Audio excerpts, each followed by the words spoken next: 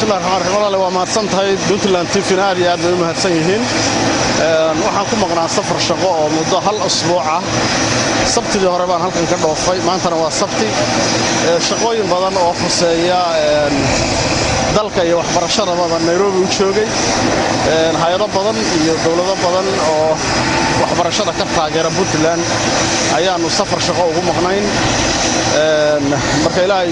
gulbu nagu soo gaarsiiyay aad baan ugu maaragtay hawlaha aan ugu tagnay Nairobi ugu soo guuleysanay waxay badankooda waxay ahaayeen hay'adihii iyo dawladihii hore u taageeri jiray waxbarashada Puntland oo ay ka mid yihiin European Unionka United Nationska safaaradda Mareykanka safaaradda Jarmalka maxaan ku raadayay hay'adaha care iyo